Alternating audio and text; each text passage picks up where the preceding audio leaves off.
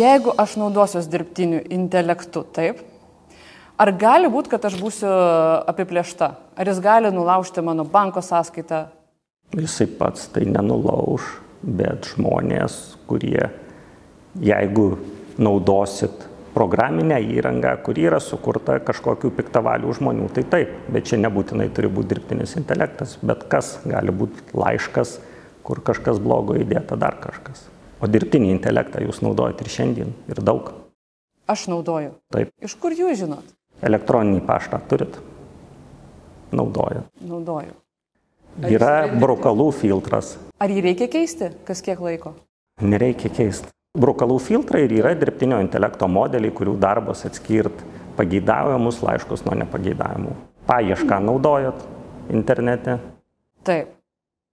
Visa ta dalis, kai jūs įrašot tekstą, nuo tos vietos dirbtinis intelektas analizuoja tą tekstą, paverčia į tam tikrų kodų ir padeda rasti informaciją, kurios reikia.